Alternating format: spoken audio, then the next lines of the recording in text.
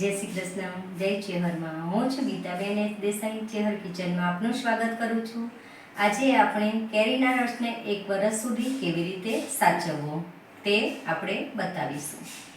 જો આપણે કેરીના રસને ફ્રોઝન કરવા માટે આપણે અહીંયા મિનિમમ 3 કિલો જેટલી આપણે અહીંયા કેરી લીધી છે. આ કેરી કેસર કેરી છે અને આનો રસ એકદમ મીઠો હોય છે. આવી રીતે પાકી પાકી કેરી હોય એકદમ ઢીલા જેવી એવી આપણે ફ્રોઝનમાં લેવાની. બહુ કડક એ નહીં અને બહુ ઢીલી નહીં. કડક લઈએ તો આપણો રસ સરસ રીતે નીકળતો નથી હોતો, એટલે આપણે આવી પાકી પાકી લીધી છે.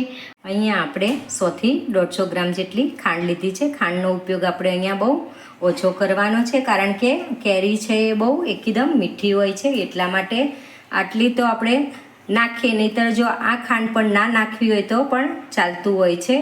હવે સૌથી પહેલાં આ બધી જ કેરીને આપણે ચાકાની મદદથી છોલી લેવાની છે.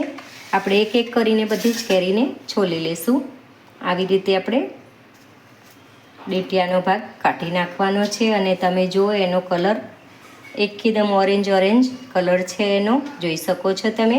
તમને ઉપરથી છાલ લીલી લાગતી હશે પણ અંદરથી એકદમ કેસર જેવી નીકળે છે. આ સ્પેશિયલ ગીરની તાલાલાની કેરી છે, એકદમ કેસર કેરી. આનો રસ બહુ ખાવામાં મીઠો લાગતો હોય છે. એટલે હવે આપણે બધી જ કેરીને છોલી લેશું.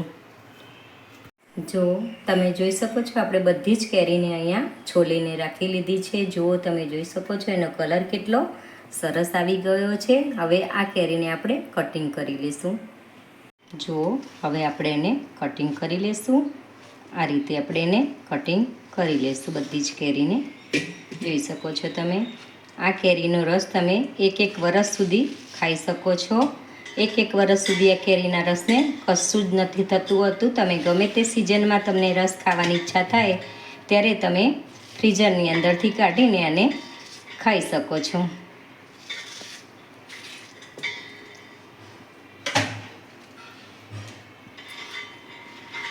બહુ મસ્ત મીઠી આ કેરી આવે છે તાલાલાની.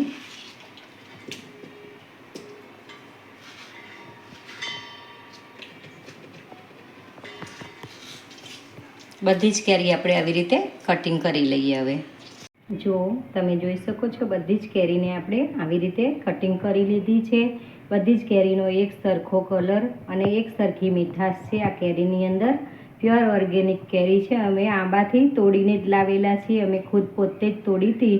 બહુ મસ્ત કેરી આવે છે તાલાલા ગીરની. હવે આપણે આની અંદર જે ખાંડ લીધી છે એ ખાંડ એડ કરી લઈશું. વધારે ખાંડ આપણે ઉપયોગમાં નથી લેવાની. અને આટલો અડધો ગ્લાસ જેટલું પાણી આની અંદર આપણે એડ કરીશું, કારણ કે એ કેરી સરસ રીતે ક્રશ થાય એટલા માટે. આ કેરીને આપણે બ્લેન્ડરમાં ક્રશ કરવાની છે. બ્લેન્ડરમાં ક્રશ ના કરીએ તો મિક્સરની અંદર પણ આપણે ક્રશ કરી શકીએ છીએ, પણ આપણે અહીંયા બ્લેન્ડરની અંદર ક્રશ કરવાની છે. હવે આપણે આ કેરીને ક્રશ કરી લઈશું. જો આપણે કેરીને આ રીતે ક્રશ કરી લઈશું.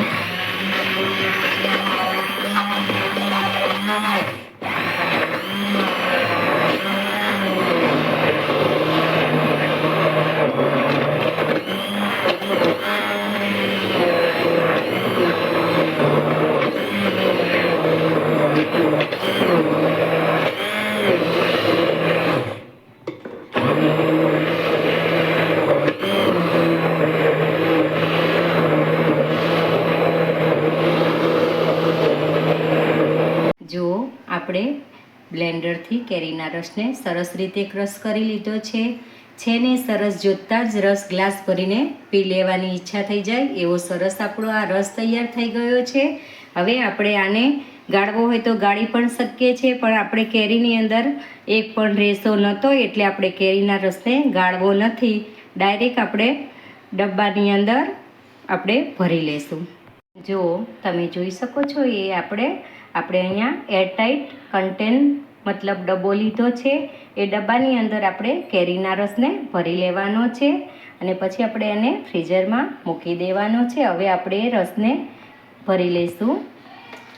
જુઓ તમે જોઈ શકો છો આ રસની અંદર આપણે પાણી પણ વેડી શકતા હતા. પાણી ના વેડવાનું કારણ એટલું જ છે કે પાણી આપણે વેડી દેતા હોઈએ છીએ તો આ રસ જે છે એ બરફ થઈ જતો હોય છે. મતલબ બરફ હોય એટલે પાણી પાણી જેવો રસ થઈ જતો હોય છે, એટલે આપણે પાણીનો ઉપયોગ બિલકુલ નથી કર્યો. એટલા માટે આપણે હવે આને ડીપ ફ્રીઝરની અંદર આપણે ઢાંકીને મૂકી દઈશું.